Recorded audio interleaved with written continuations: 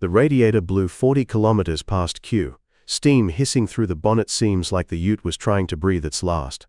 I pulled onto the gravel and killed the engine.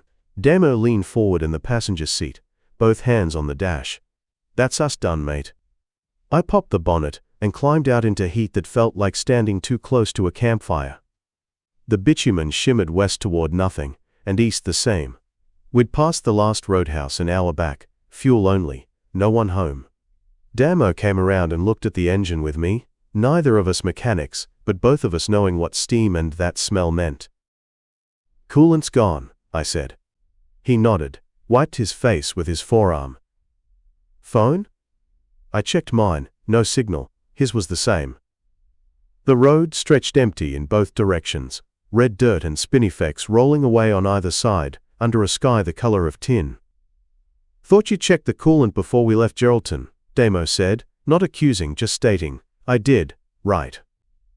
I walked to the back of the ute and dug out the 2-liter bottle we'd been drinking from. Half full, warm as tea. Damo watched me pour it into the radiator, and we both knew it wouldn't be enough, wouldn't hold, wouldn't get us anywhere that mattered. "We wait for someone to pass," he said. "Could be hours. Could be." But the highway sat quiet, heat haze bending the horizon, and the silence pressed in the way it does out here when you're stuck and the day's only getting hotter. I squinted back along the road we'd come from, then ahead. Damo pulled the map from the glove box, unfolded it across the bonnet. His finger traced the line we'd been following. "Sandstone Ridge," he said, tapping a small mark just off the highway about 5 kilometers north. "Old Roadhouse, yeah?" "Abandoned, I reckon," I said. "Still might have a tank." I looked at the sun. Still climbing, maybe 11 in the morning. 38 degrees already, and we had half a bottle of water between us. 5K's not bad, Damo said. "In this? Better than sitting here till we cook." He folded the map and handed it to me. I looked at the empty road one more time, listened for an engine, heard nothing but the tick of cooling metal and the faint hum of flies starting to gather. "Right," I said. We locked the ute, took the water, and started walking. The track north was barely there, 2 pale ruts through red dirt and low scrub, the kind of road that gets used once a year or not at all. Damo walked ahead, shoulders tight, not talking. I kept pace, eyes on the ground for snakes, though the heat would have driven most of them under by now. The air tasted like dust and something metallic, and sweat ran down my back inside my shirt before we'd gone a kilometer. "How old's this Roadhouse?" Damo asked, not turning around. "Dunno. 80s maybe, closed before we were born." "Great. Might still have water in a tank. Rainwater, bore, something. Might." He didn't sound convinced, but he kept walking. The scrub opened up, after another kilometer, and we saw it. A low fibro building with a rusted iron roof. One corner sagging where a post had given way, sitting alone on a flat stretch of hardpan. A single Bowser stood out front, the glass face smashed, hose long gone. Behind the building, a windmill leaned at an angle, blades frozen, and beside it, a tall galvanized tank streaked with rust. No other structure, no fence, no sign. Just the Roadhouse and the silence around it. "Reckon anyone's been here in the last decade," Damo said. "Doesn't look like it." We crossed the hardpan, boots crunching on gravel that hadn't seen rain in months. The front door hung half open, wood bleached gray, and the windows were covered in dust so thick you couldn't see through. I stopped at the threshold, looked back at the track we'd walked. Nothing moved, no birds, no wind, just heat shimmer and red dirt stretching away. Damo pushed the door wider and stepped inside. I followed. The air was cooler but stale, thick with dust, and the faint smell of old wood and something else I couldn't place. The main room was small. A counter along one wall, shelves empty except for a few tipped tins with no labels, a pair of chairs near a window, and a table covered in a fine layer of red dust. Everything looked like it had been left in a hurry or just forgotten. Damo crossed to the counter, ran his hand along the edge, fingers coming away orange. "No one's been here in years. Tank might still hold something," I said. He nodded toward a doorway at the back. "I'll check out there, you have a look around here." He disappeared through the doorway and I heard his boots on floorboards. Then nothing. I walked to the shelves, checked behind the counter for anything useful. A drawer stuck halfway open held a few pens, a notepad, with pages curled in yellow and a ring of keys on a split-wire loop. I pocketed the keys in case we needed to open anything outside, then turned to the table. Dust covered it evenly except for one corner where something had been moved recently. I brushed the surface with my palm and saw the outline. A book, A4 size, maybe 2 centimeters thick. I looked around the room. Nothing else had been disturbed. I checked the chairs. One had a torn vinyl seat, the other a leg that wobbled when I nudged it. On the floor beside the wobbly chair sat a hardcover logbook, spine cracked, pages thick with dust. I picked it up carefully, blew the worst of the dust off, and opened it to the first page. The handwriting was neat, blue pen, dated January 1987. Opened for summer season, tanks full, road quiet but should pick up. I turned the page. Entries every few days through January and into February. Normal stuff, fuel sales, travelers stopping for water, a breakdown, a family from Perth heading north. Then March. Travel fair bikes came through yesterday. Arvo wouldn't say where they were headed. Same ute came back this morning but only one bloke inside. Didn't stop. Travel fibber la by vifra. I kept reading. April. Lights on. The highway last night. 3 sets. Moving slow. No sound. Gone by morning. Cometown mile. May. She had died. Woman stopped. Said she'd seen her own car parked here 2 days ago. She's never been here before. My mouth went dry. I flipped forward.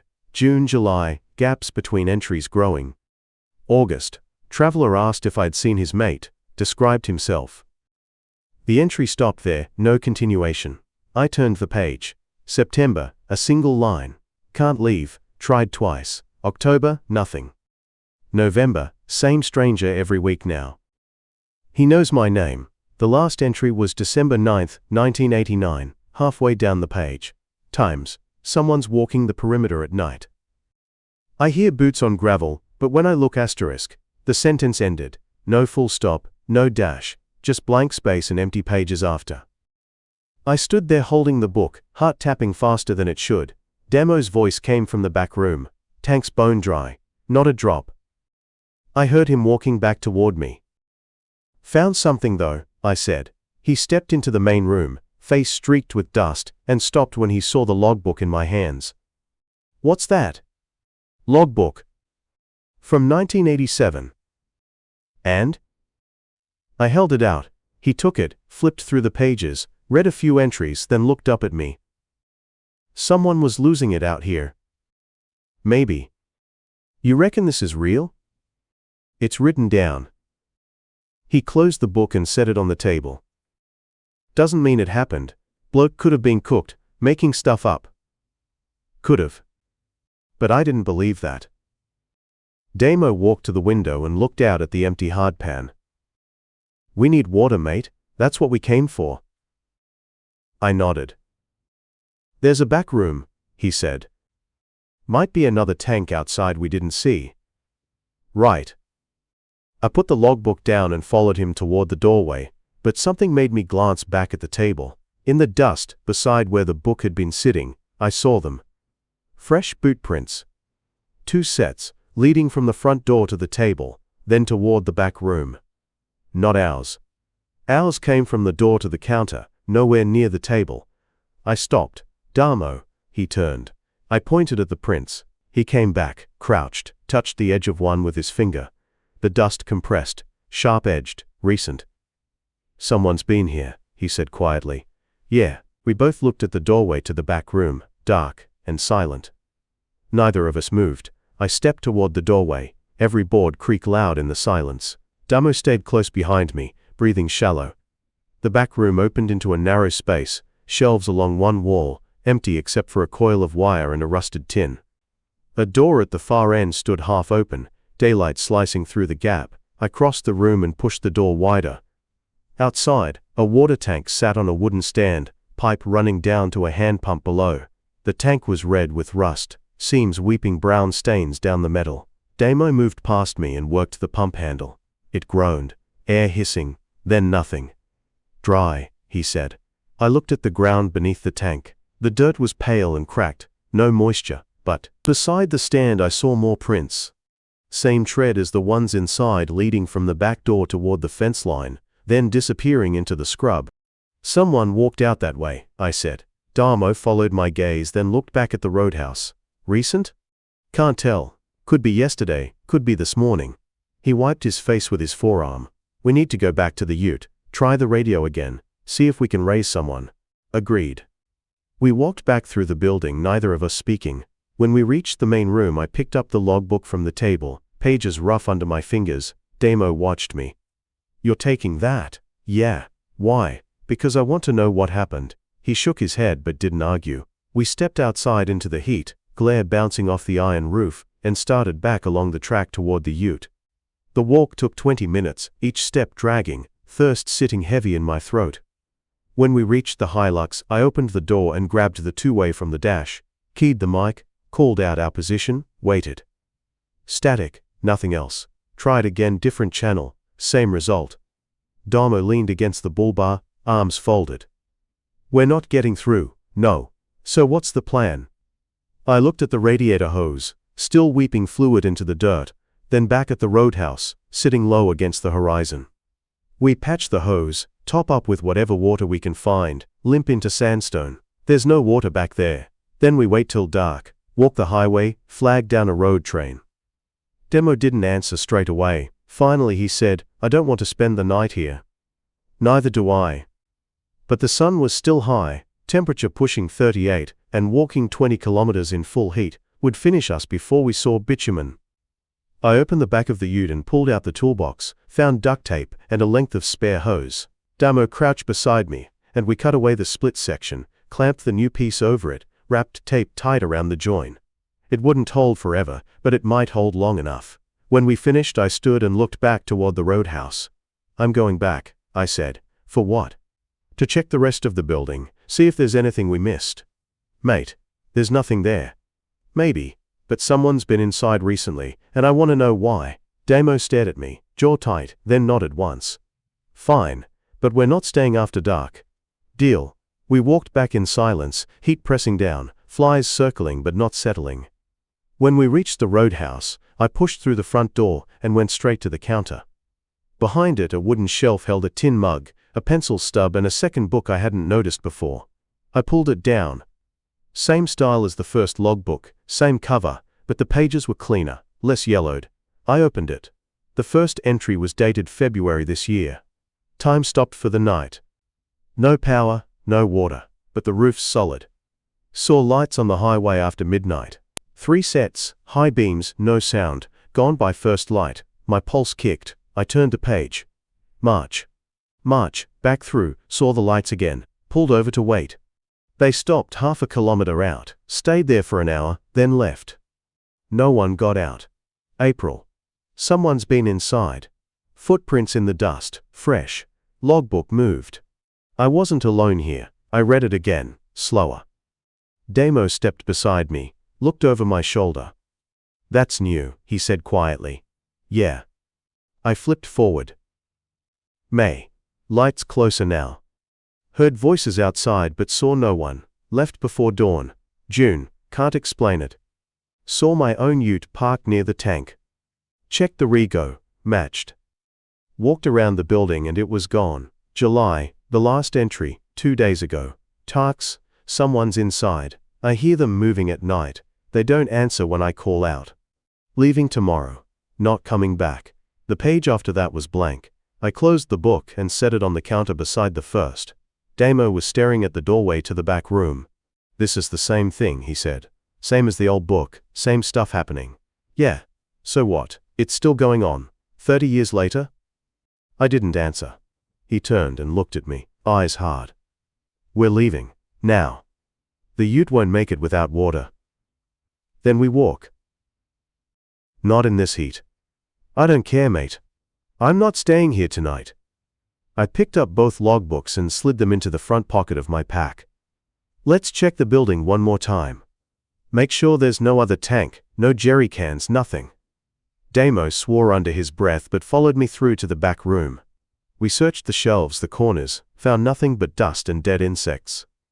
I opened a narrow cupboard beside the door, inside a single bottle of water, half full, label faded. I pulled it out, shook it, liquid sloshed, clear enough. That's something, Damo said. I handed it to him. Not enough to top the radiator, but it'll keep us going if we have to walk. He unscrewed the cap, sniffed it, took a cautious sip, then nodded. It's all right. We went back to the main room. The light slanting through the windows was softer now, afternoon sliding toward evening. I checked my watch, 4:15. In 2 hours the sun would drop, temperature with it, and we could start walking if we had to. Damo sat on the bench near the window, bottle in his hands. I stood at the counter, looking at the space where the second logbook had been. The dust around it was disturbed, smudged, like someone had run their hand across it. I crouched and looked closer. In the smudge, faint but visible, the tip of a finger mark, too small to be mine or Damo's. I straightened and walked to the front door, pushed it open, and stepped onto the veranda. The sky was pale, horizon shimmering. Nothing moved on the plain, no sound except the faint tick of cooling iron above me. I looked down at the veranda boards. More prints, same tread, leading from the door to the edge, then down into the dirt. They headed west, toward the low scrub and the empty country beyond. I followed them with my eyes until they faded into the hardpan. When I turned back, Damo was standing in the doorway. "What are you looking at?" "Tracks." He came out and looked where I'd been looking. "Someone walked out there." "Yeah. Recently?" "Can't tell for sure. But they're not old." He was quiet for a moment, then said, "You reckon whoever wrote that last entry is still out here?" "Maybe. Or maybe they left, like they said they would." "Maybe. But I didn't think so." Damo went back inside and I stayed on the veranda, watching the scrub, waiting for the sun to fall. The sun touched the horizon, and the temperature started to ease. I went back inside and found Damo sitting at the counter, both logbooks open in front of him. He'd gone back through the older one, flipping pages slowly, running his finger down the entries. "There's a pattern," he said without looking up. I walked over and stood beside him. "What pattern?" He tapped the first logbook. "Every time someone writes about seeing lights on the highway, there's another entry, a day or two later, about a traveler who didn't show up." I leaned in and read the dates he was pointing at. March 12, 1988. Lights again last night. 3 sets, moving slow along the ridgeline. March 14, 1988. Couple from Mikathara were due through yesterday. Arvo, haven't seen them. Another pair, 6 weeks later. April 29, 1988.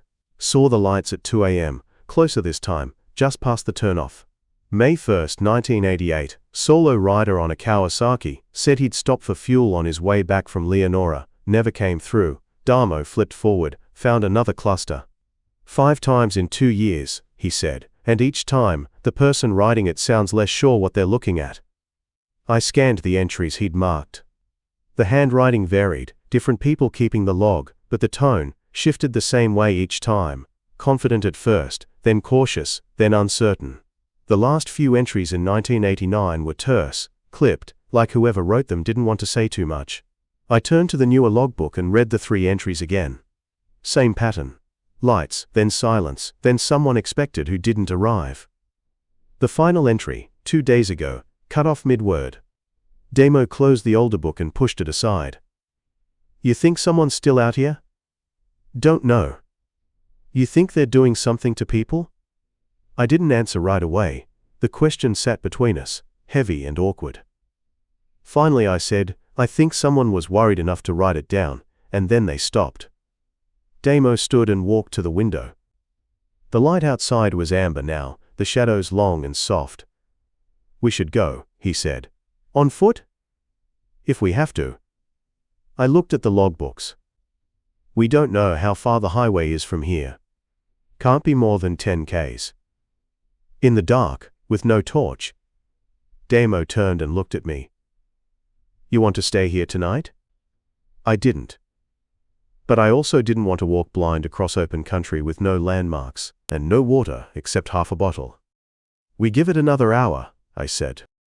"Let the ute cool completely, check the radiator again, see if we can nurse it far enough to hit the highway." He didn't look happy, but he nodded. 1 hour.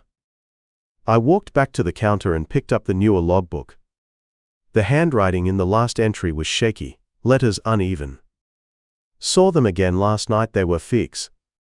I studied the ink, the way it trailed off at the edge of the page. Not like someone had been interrupted. More like they'd stopped themselves, decided not to finish. I turned the page, blank. I flipped through the rest of the book. All blank, except for a smudge on the second to last page, dark and irregular. I held it up to the light. Looked like a thumbprint, pressed hard into the paper. Under it, faint and scratched in pencil, 2 words. Don't stay, Kiliarda.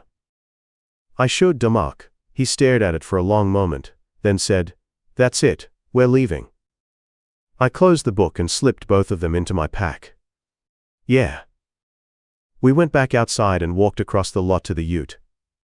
The metal had cooled enough to touch. I opened the bonnet and checked the radiator cap, let the last of the pressure hiss out, then unscrewed it fully. The water level was still low but not empty. I looked at Damo. We've got maybe 5 Ks in her before she overheats again. Then we drive 5 and walk the rest. I poured the half bottle of water into the radiator, screwed the cap back on, and lowered the bonnet. Damo climbed into the passenger seat, and I slid behind the wheel. I turned the key. The engine turned over once, twice, then caught. It ran rough, stuttering, but it ran. I let it idle for a minute, watching the temperature gauge. The needle climbed slowly, hovered just below the red. All right, I said. I eased the ute into gear and rolled forward, heading back toward the track we'd come in on. The sun was almost gone now, just a sliver of red on the horizon. The sky above was fading to purple, stars starting to show. I glanced in the rearview mirror. The roadhouse sat dark and still behind us, windows black, veranda empty. Then I saw it, a shape, standing at the corner of the building. I hit the brake. Damo lurched forward. What? I stared into the mirror. The shape didn't move, tall, narrow silhouette blurred in the dusk. Someone's there, I said. Damo twisted in his seat and looked back through the rear window. Where? Left corner, near the veranda. He squinted, then shook his head. I don't see anything. I looked again. The shape was gone. Just the building. The empty lot. The scrub beyond. I sat there, engine idling, hands tight on the wheel. You sure? Damo asked. I saw something. Maybe it was shadow. Maybe. But I didn't think so. I eased off the brake and let the ute roll forward again. Slowly, watching the mirror. Nothing moved. We reached the end of the lot and turned onto the rough track heading east. The roadhouse disappeared behind a low rise. I accelerated gently, keeping the revs low, trying not to stress the engine. The track was rough, washboard and stone, and the ute shook as we rolled over it. Damo kept looking back, craning his neck, checking the empty country behind us. How far to the highway, he asked. 10, maybe 12 Ks. And we've got 5 in the ute. If we're lucky. He was quiet for a moment, then said, What do you reckon those lights are? Don't know. You reckon they're real? I thought about the logbook entries, the way the handwriting changed, the fear that crept into the words. Real enough that someone wrote them down, I said. Real enough that people stopped coming through. Damo turned and stared out the windscreen. The last of the daylight bled out of the sky and the stars thickened above us. I switched on the headlights. The beams cut pale and thin across the dirt, showing scrub and stone and nothing else. We drove in silence. The temperature gauge climbed slowly, needle edging toward the red. I watched it, counted the kilometers in my head. 3. 4. At 5 the needle hit the red, and the engine started to knock. I pulled over and killed the ignition. Steam hissed from under the bonnet. That's it, I said. Damo nodded and opened his door. We got out and stood beside the ute, looking back the way we'd come. The track stretched into darkness, no lights, no movement, just the faint line of disturbed earth disappearing into the scrub. I shouldered my pack, and Damo did the same. Highway's that way, I said, pointing east. Then let's move. We started walking. The stars gave just enough light to see the track, and we kept to the center, boots crunching on gravel. The air was cooling fast now, temperature dropping, and I could feel the sweat on my back turning cold. We walked for maybe 20 minutes without talking, then Damo stopped. "You hear that?" I stopped beside him and listened. At first, nothing. Then, faint and distant, the sound of an engine. We stood still and listened. The sound grew louder, slow and deliberate, coming from behind us. Not the highway, from the west, from the direction of the Roadhouse. Damo turned his head, squinting into the darkness, and I did the same. A pair of headlights crested the low rise maybe half a kilometer back, yellow and steady, moving along the track we'd just walked. "That's not possible," Damo said quietly. "Why not?" "Because no one else was out there." I didn't answer. The lights came closer, bouncing slightly with the rough ground, and I could make out the shape now. A ute, older model, single cab, moving at walking pace. It slowed as it approached, then stopped about 20 meters away. The engine idled, rough and uneven, and the headlights stayed on, pinning us in the glare. I raised a hand to shield my eyes but couldn't see the driver. Damo shifted beside me, pack creaking. "G-Day," I called out. No answer. The engine kept rattling. I took a step forward and tried again. We broke down back at the Roadhouse. Radiators cooked. "You heading toward the highway?" Still nothing. The driver sat motionless behind the wheel, just a dark silhouette against the cabin light that wasn't on. Damo leaned closer to me and said under his breath, "This isn't right." I knew it wasn't. But I didn't know what else to do, so I walked forward a few more steps. Slowly, hands visible. "Mate, if you've got water or a tow strap, we'd appreciate the help." The driver's door opened. A man stepped out, medium height, wearing a work shirt and jeans, face shadowed under a wide-brimmed hat. He stood beside the ute and looked at us. Not at me, exactly, through me. Like he was seeing something else. "You right?" I asked. He didn't respond. Instead he turned and walked slowly around the front of the ute, one hand trailing along the bonnet, then moved to the passenger side and stood there, staring east, down the track. Damo whispered, "Let's go." "Hang on. No, let's go now." The man walked back around to the driver's side, got in, and closed the door. The ute reversed slowly, turned, and drove back the way it had come. We watched the taillights disappear over the rise. Damo let out a long breath. "What the hell was that?" "Don't know." He didn't say a word. No, didn't even look at us properly. I turned and started walking again, faster now, and Damo fell in beside me. My heart was hammering, and my mouth had gone dry. We walked in silence for another 10 minutes, maybe more, before Damo spoke again. "You reckon that was the same bloke from the logbook?" "Can't be. That was 30 years ago." "Then who?" I didn't have an answer. The track curved slightly, and the scrub thickened on both sides, low mulga and spinifex pressing in. The stars were bright overhead but gave almost no light down here, and I had to watch every step to keep from turning an ankle. Then Damo stopped again. "There's another one." I looked up. Another set of headlights, same distance, same slow approach. Same ute. "That's the same vehicle," Damo said. "Can't be." "It is. Same color, same shape." The ute came closer, and stopped in the same spot, 20 meters back. Engine idling, lights on. No movement from the cabin. Damo grabbed my arm. "We need to get off the track." "And go where?" "Into the scrub. Anywhere. We'll get lost in the dark." "Better than staying here." The driver's door opened. The same man stepped out, same clothes, same hat.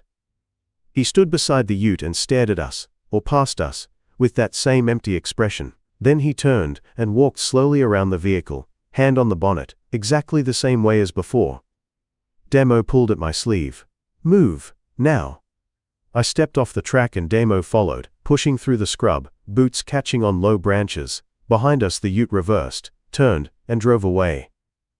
We crouched in the spinifex and waited, breathing hard. Damo's face was pale in the starlight. That was the same bloke doing the same thing. I know. How? I don't know. This is what the logbook was talking about. The same thing over and over.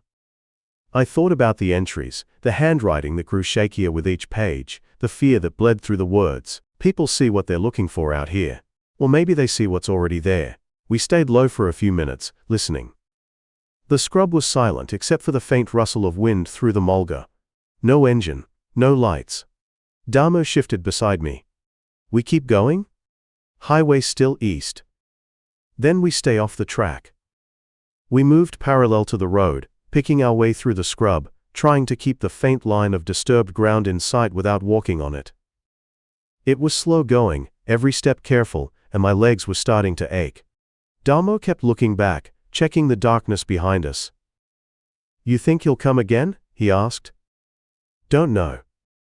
What if he does? Then we keep moving. We walked for another half hour, maybe more, the scrub thinning slightly as the ground rose.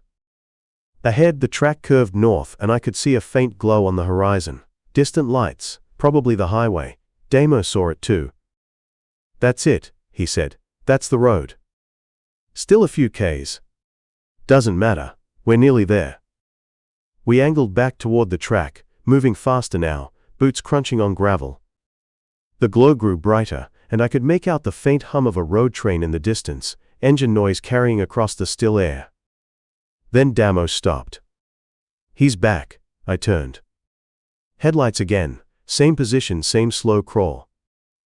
But this time there were two sets. Two utes, side by side, moving in perfect sync. Damo's voice went tight.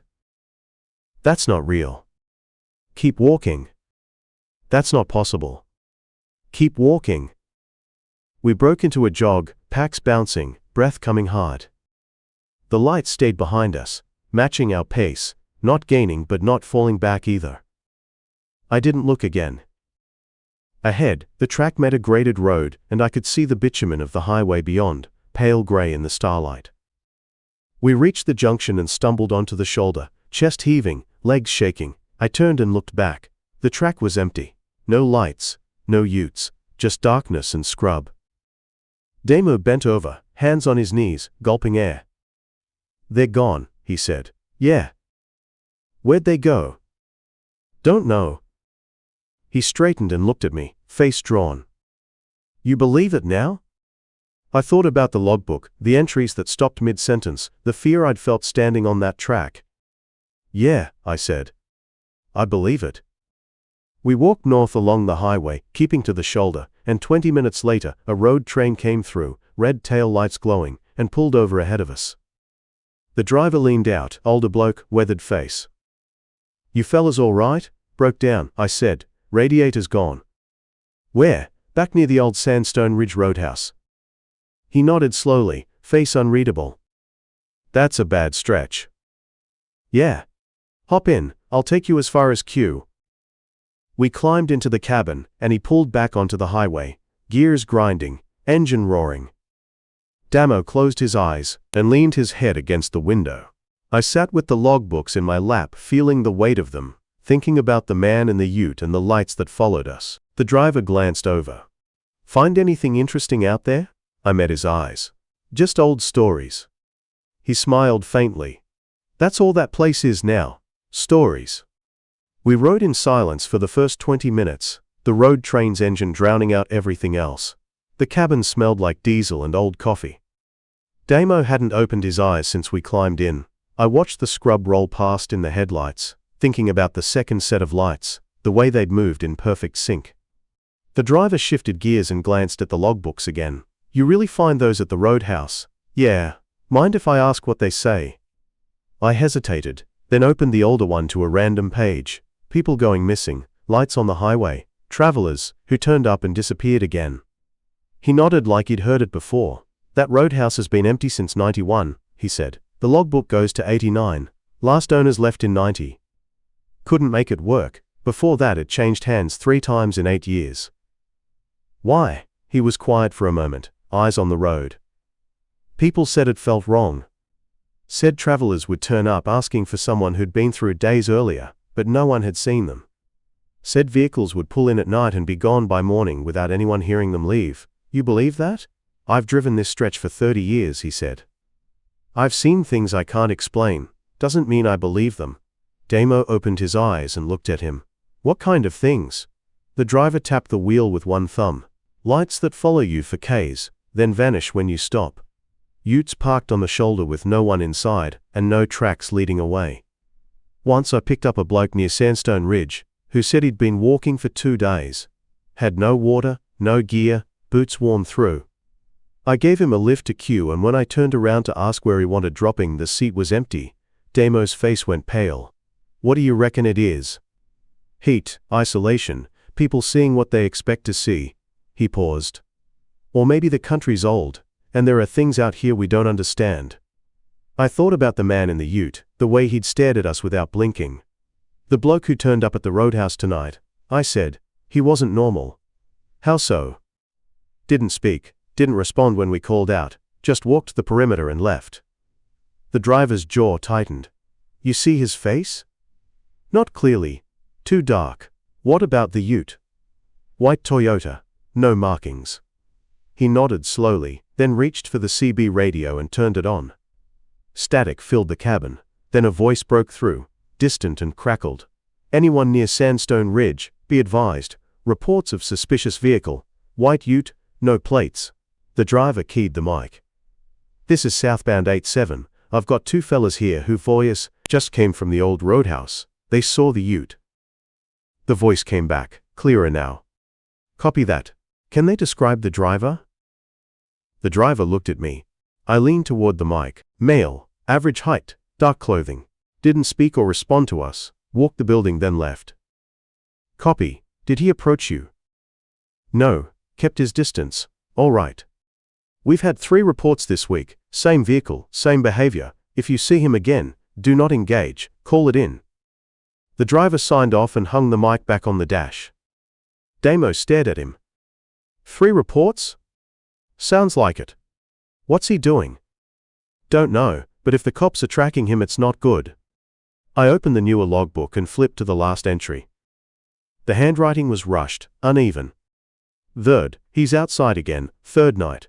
Won't leave. Can't see his face through the window, but I know he's looking at me. Leaving at first light. Not staying here. The entry ended there, no signature, no date after it. I showed it to the driver. He read it in the glow of the dash lights, expression flat. When was that written? 2 days ago. He handed it back. You're lucky you got out.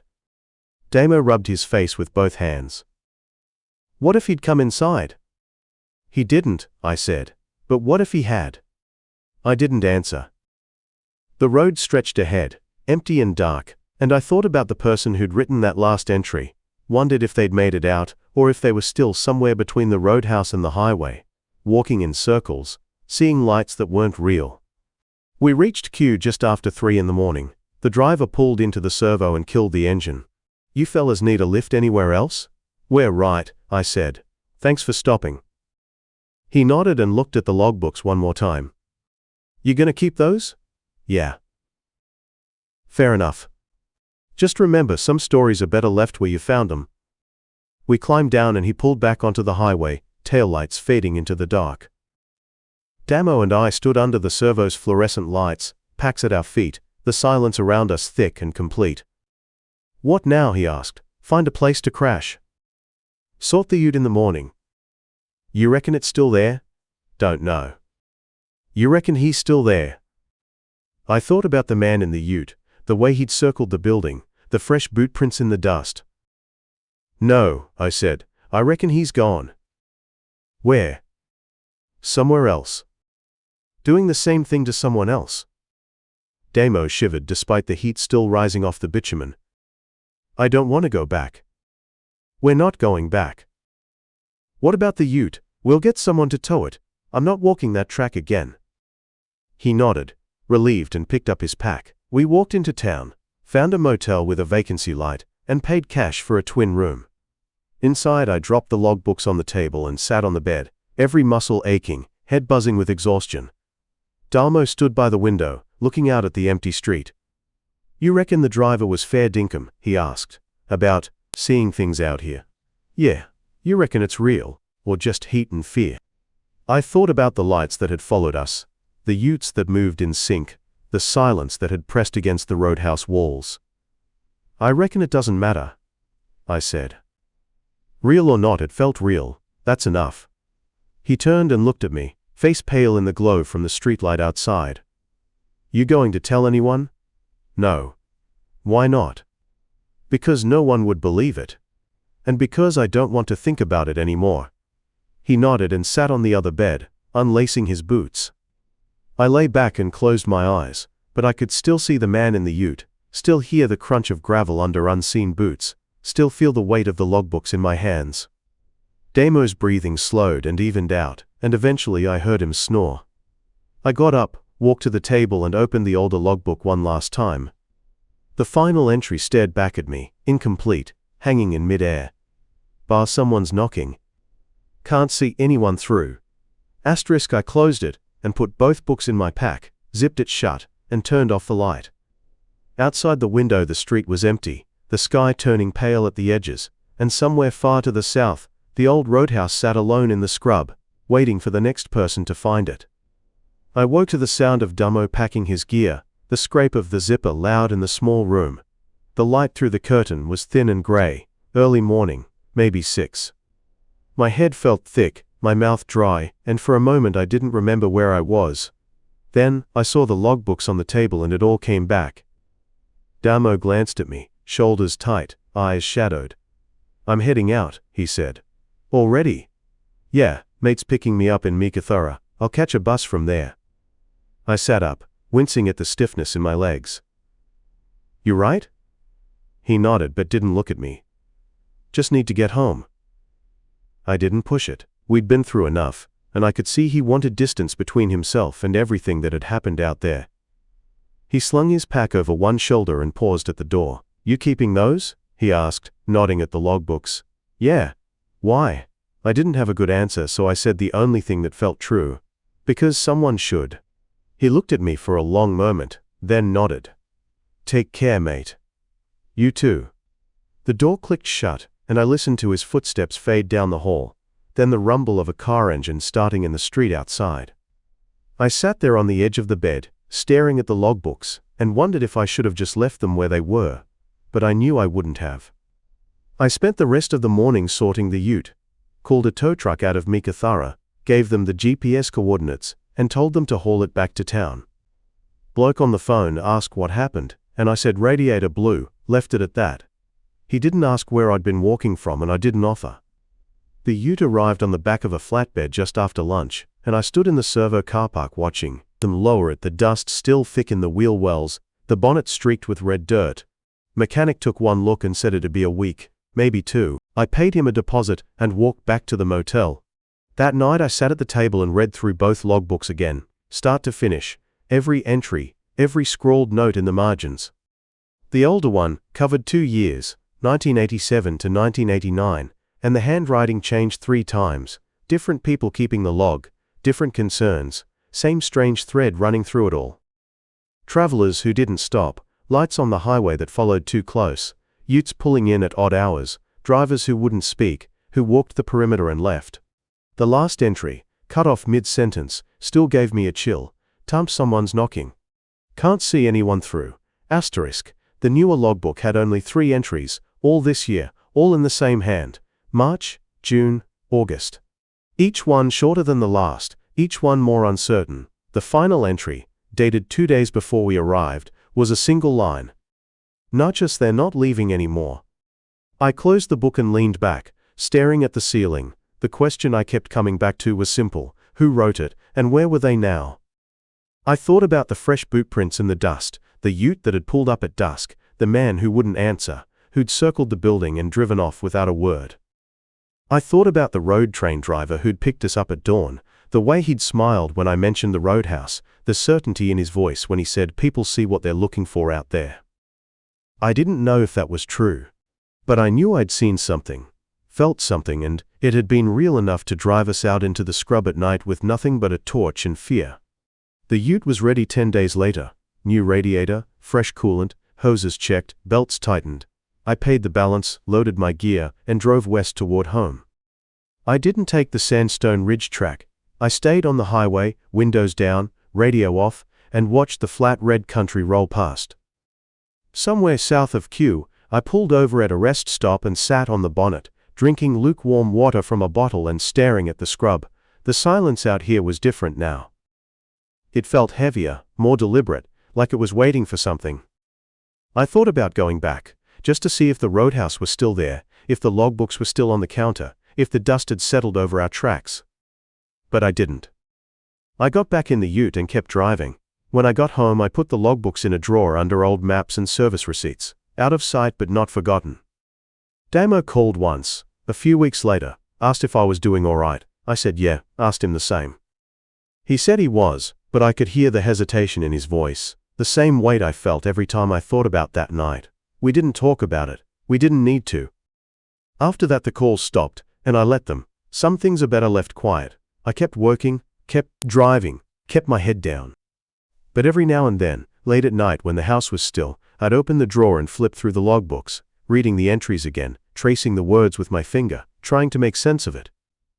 I never did. A year later I was out past Wiluna, dropping supplies at a station, and I mentioned the Sandstone Ridge Roadhouse to the bloke I was dealing with. He frowned, thought for a moment, then shook his head. "Don't know it," he said. "You sure? 40 k's past Q, old place, been shut down for years." "Mate, I've driven that road 100 times, there's nothing out there but scrub and track." I didn't push it. I finished the drop, got back in the ute, and drove home. That night I went back to the drawer and took out the logbooks one last time. I read every entry, both books, cover to cover. Then I wrapped them in a plastic bag, drove out to the edge of town, and buried them in a shallow hole beneath a stand of mulga. I didn't mark the spot. I didn't tell anyone where they were. I just covered them over, smoothed the dirt, and walked back to the ute. The stars were out, bright and cold, and the wind had a bite to it that hadn't been there an hour before. I stood there for a while, listening to the scrub settle, and thought about the man in the ute, the lights on the highway, the footsteps on gravel. I thought about the final entry in the older logbook, incomplete, hanging in the air, time someone's knocking, can't see anyone through, asterisk.